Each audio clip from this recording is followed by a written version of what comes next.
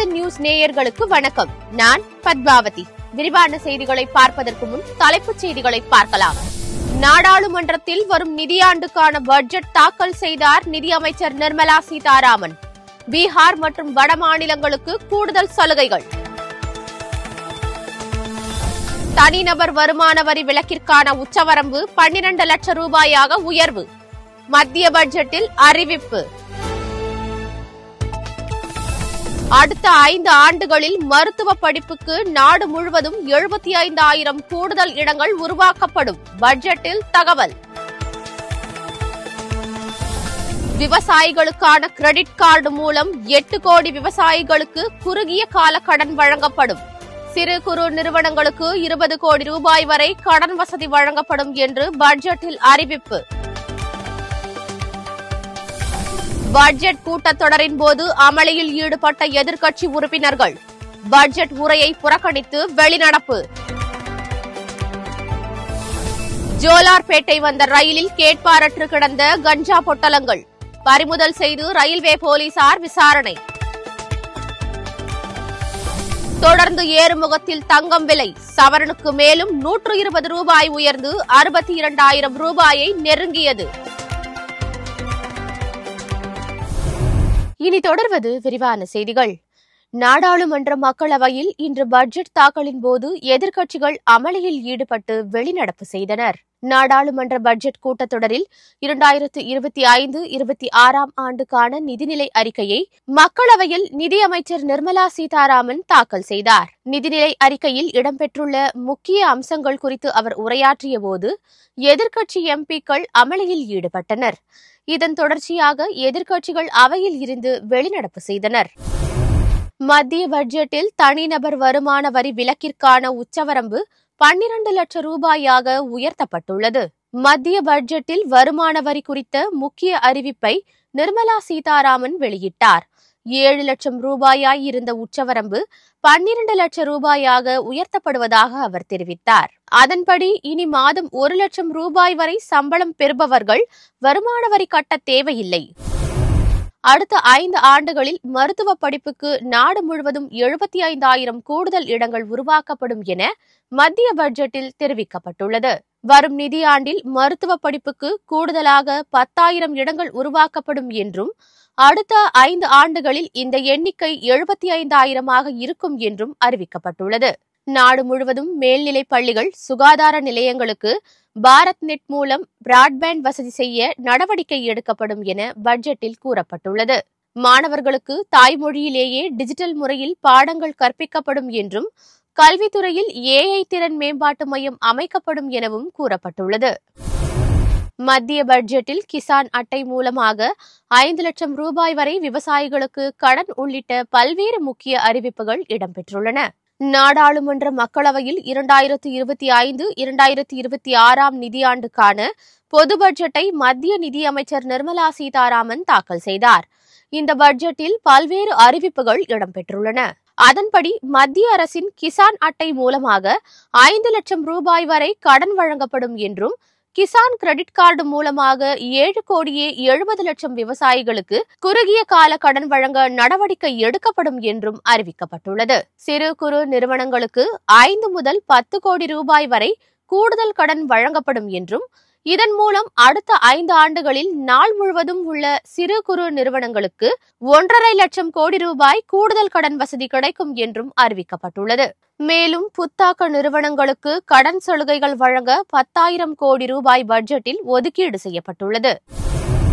உயிர்காக்கும் 36 வகை மருந்துகளுக்கு சுங்கவரி தள்ளுபடி செய்யப்பட்டுள்ளது.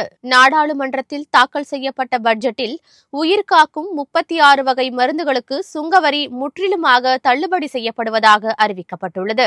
மேலும் 6 வகை மருந்துகளுக்கு 5% வரியில் சலுகை அளிக்கப்பட்டுள்ளது. 200 புற்றுநோய் சிகிச்சை மையங்களை அமைக்க திட்டமிடப்பட்டுள்ளது. ஆன்லைன் தொழில் சார்ந்த ஊழியர்களுக்கு புதிய காப்பீட்டு திட்டம் கொண்டுவரப்படும் என்றும் ஸ்விக்கி, ஜொமேட்டோ ஊழியர்களுக்கு அரசு சார்பில் அடையாள அட்டைகள் வழங்கப்படும் எனவும் அறிவிக்கப்பட்டுள்ளது. பட்டியலின பழங்குடியின பெண்கள் 5 லட்சம் பேருக்கு தலா 2 கோடி ரூபாய் வரை தொழில் கடன் வழங்க திட்டம் தொடங்கப்படும் என அறிவிக்கப்பட்டுள்ளது. மயிலாடுதுறை மாவட்டத்திற்கு பெருமை சேர்க்கும் வகையில் புவிசார் குறியீடு பெற்ற கொள்ளிடம் தைக்கால் பிரம்பு பொறிக்கப்பட்ட அஞ்சல் உறை வெளியிடப்பட்டுள்ளது. சென்னை ஷெனாய் நகரில் கடந்த 29ஆம் தேதி முதல் இன்று வரை நடைபெற்ற அஞ்சல் தலை கண்காட்சியின் ஒரு அங்கமாக புவிசார் குறியீடு பெற்ற தைக்கால் பிரம்பினால் ஆன கைவினைப் பொருட்களுக்கு சிறப்பு அஞ்சல் உறை வெளியிடப்பட்டது. இந்த சிறப்பு அஞ்சல் உரையை மயிலாடுதுறை அஞ்சல் கோட்ட தலைவர் ஆசிப் இக்பால் பெற்றுக்கொண்டார். தைக்கால் பிரம்புகளை பயன்படுத்தி சோஃபா செட், அலமாரி, குழந்தைகள் தொட்டில் போன்ற கைவினைப் பொருட்களை பல தலைமுறைகளாக இப்பகுதிகளை சேர்ந்தவர்கள் தயாரித்து வருகின்றனர். புவிசார் குறியீடு பெற்ற தைக்கால் பிரம்பிற்கு பெருமை சேர்க்கும் வகையில் அஞ்சல் உரை வெளியிட்டதற்கு மயிலாடுதுறை மக்கள் நன்றிகள் தெரிவித்துள்ளனர். திருப்பத்தூர் மாவட்டம் ஜோலார்பேட்டை ரயில் நிலையத்தில் கேட்பாரற்று கிடந்த 22 லட்சம் ரூபாய் மதிப்பிலான கஞ்சாவை ரயில்வே போலீசார் கைப்பற்றினர். ஜோலார்பேட்டை ரயில் நிலையத்திற்கு ஜார்க்கண்ட் மாநிலம் டாடா நகர் பகுதியிலிருந்து எர்ணாகுளம் எக்ஸ்பிரஸ் வந்தபோது ஜோலார்பேட்டை ரயில்வே பாதுகாப்பு படையினர் ரயில் பெட்டிகளில் வழக்கமான சோதனை மேற்கொண்டனர். அப்போது பொது பெட்டி ஒன்றில் கேட்பாரற்று கிடந்த டிராவல் பேக்கை சோதனை செய்தபோது 22,50,000 ரூபாய் மதிப்பிலான 45 கிலோ கஞ்சா இருப்பது தெரியவந்தது. அதனை போலீசார் பறிமுதல் செய்தனர். மேலும் இந்த கஞ்சா எங்கிருந்து கடத்தி வரப்பட்டது, ரயிலில் யார் கடத்தினார்கள் போன்ற பல்வேறு கோணங்களில் ரயில்வே பாதுகாப்பு படை போலீசார் விசாரணை மேற்கொண்டு வருகின்றனர். சென்னை கிழக்கு கடற்கரை சாலையில் காரில் சென்ற பெண்களை வழிமறித்து மிரட்டிய வழக்கில் கைதான 4 பேரை நீதிமன்ற காவலில் அடைக்கப்பட்டுள்ளனர். சென்னை ECR சாலையில் முட்டுக்காடு பாலம் அருகே கடந்த சில தினங்களுக்கு முன்பு காரில் சென்ற பெண்களை மற்றொரு காரில் வந்த சிலர் துரத்தும் வீடியோ சமூக வலைதளங்களில் வெளியாகி பரபரப்பை ஏற்படுத்தியது. இது தொடர்பாக காரில் இருந்த பெண்கள் அளித்த புகாரின் பேரில் போலீசார் வழக்கு பதிவு செய்து சம்பவத்திற்கான காரணமான இளைஞர்களை தேடி வந்தனர். நேற்று காலை சந்துரு என்பவர் உள்பட 4 பேரை கைது செய்த காவல்துறையினர் அவர்கள் பயன்படுத்திய 2 கார்களையும் போலீசார் பறிமுதல் செய்தனர். அவர்களிடம் விசாரணை நடத்திய பின்னர் சோழிங்கநல்லூர் குற்றவியல் நீதிமன்றத்தில் ஆஜர்படுத்தினர். 4 பேருக்கும் 15 நாள் நீதிமன்ற காவல் விதித்து நீதிபதி உத்தரவிட்டதை அடுத்து அவர்கள் சிறையில் அடைக்கப்பட்டனர். அனைவரும் கல்லூரி மாணவர்கள் என்பது தெரியவந்தது. இந்த சம்பவத்தில் மொத்தம் 7 பேருக்கு தொடர்புள்ள நிலையில் மற்ற நபர்களை போலீசார் தீவிரமாக தேடி வருகிறார்கள்.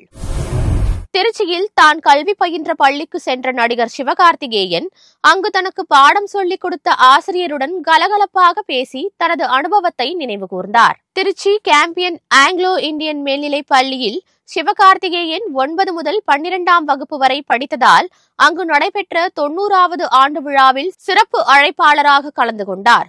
அவருடன் பராசக்தி திரைப்படத்தின் தயாரிப்பாளர் ஆகாஷ் பாஸ்கரும் பங்கேற்றார். விழாவில் பேசிய சிவகார்த்திகேயன் கேம்பியன் பள்ளிக்கு வருவது தனக்கு பெருமை என்றும் அங்கு தான் படித்தபோது இருந்த பள்ளி ஆசிரியர்கள் அனைவரையும் நினைவு கூர்ந்து பெயர் சொல்லி அழைத்து பாராட்டினார். 2035ஆம் ஆண்டு நடைபெறவுள்ள பள்ளியின் 100வது ஆண்டு விழாவிலும் சிறப்பு விருந்தினராக கலந்து கொள்ள விரும்புவதாக அவர் தெரிவித்தார். சிவகார்த்திகேயன் பேசிக் கொண்டிருக்கும் போதே வள்ளுவன் என்கின்ற ஆசிரியர் நிகழ்ச்சியில் இருந்து எழுந்து செல்ல முயன்றபோது அதை கவனித்த சிவகார்த்திகேயன், சார், நீங்க பாடம் நடத்தும் போது நான் இப்படி பாதியில் எந்திரிச்சு வெளியே போயிருக்கேனா? நான் பேசுவது பிடிக்கவில்லையா? இப்படி எந்திரிச்சு போறீங்களே என பேசி நிகழ்ச்சியை கலகலப்பாக்கினார். இந்திய கிரிக்கெட் அணியின் வேகப்பந்து வீச்சாளர் ஜஸ்பிரித் பும்ரா கடந்த ஆண்டின் சிறந்த சர்வதேச கிரிக்கெட் வீரருக்கான விருதுக்கும் முன்னாள் வீரர் சச்சின் டெண்டுல்கர் வாழ்நாள் சாதனையாளர் விருதுக்கும் BCCI-யால் தேர்வு செய்யப்பட்டுள்ளனர். இந்திய கிரிக்கெட் வாரியம் ஆண்டுதோறும் சிறந்த இந்திய வீரர் மற்றும் வீராங்கனைக்கு விருது வழங்கி கௌரவித்து வருகிறது. அதன்படி 2024ஆம் ஆண்டுக்கான விருது பட்டியலில் டெஸ்ட் கிரிக்கெட்டில் நம்பர் 1 பந்து வீச்சாளராக விளங்கும் ஜஸ்பிரித் பும்ரா சிறந்த சர்வதேச கிரிக்கெட் வீரருக்கான பாலி உம்ரிக்கர் விருதுக்கு தேர்வாகியுள்ளார். மகளிர் கிரிக்கெட் அணியின் துணை கேப்டன் ஸ்மிருதி மந்தனா ஆண்டின் சிறந்த வீராங்கனை விருதை பெறுகிறார். இதேபோல் வாழ்நாள் சாதனையாளருக்கான CK நாயுடு விருதுக்கு இந்திய கிரிக்கெட் ஜாம்பவானான 51 வயதான சச்சின் டெண்டுல்கர் தேர்வாகியுள்ளார். இதேபோல் அண்மையில் நடைபெற்ற ஆஸ்திரேலிய டெஸ்ட் தொடரின் போது சர்வதேச கிரிக்கெட்டில் இருந்து ஓய்வு பெற்ற சுழற்பந்து வீச்சாளர் அஸ்வினுக்கு சிறப்பு விருது வழங்கப்படுகிறது. மும்பையில் இன்று நடைபெறும் கிரிக்கெட் வாரியத்தின் ஆண்டு விழாவில் தேர்வு செய்யப்பட்டவர்களுக்கு விருதுகள் வழங்கப்படுகின்றன. சென்னையில் ஆபரண தங்கத்தின் விலை தொடர்ந்து உயர்ந்து வருவதால் சவரன் 62,000 நெருங்கியுள்ளது. சென்னையில் ஆபரண தங்கத்தின் விலை கடந்த 22ஆம் தேதி வரலாற்றில் முதன்முறையாக 60,000 ரூபாயை கடந்து புதிய உச்சம் தொட்டது. ஆபரண தங்கத்தின் விலை தொடர்ந்து ஏறுமுகமாக இருந்து வரும் நிலையில் நேற்று ஒரே நாளில் சவரனுக்கு 960 ரூபாய் உயர்ந்து ஒரு சவரன் 61,840 ரூபாய்க்கு விற்பனையானது. தங்கம் விலை இன்று மேலும் உயர்ந்துள்ளது. சவரனுக்கு 120 ரூபாய் உயர்ந்து ஒரு சவரன் 61,960 ரூபாய்க்கு விற்பனை செய்யப்படுகிறது. வரும் நாட்களில் இது 62,000 கடந்துவிடும் என்று தெரிகிறது. தங்கம் விலை வரலாறு காணாத வகையில் சவரன் 62,000 நெருங்கியுள்ளதால் நடுத்தர மக்கள் அதிர்ச்சி அடைந்துள்ளனர். இத்துடன் ஆதன் செய்திகள் நிறைவடைகின்றன. வணக்கம்.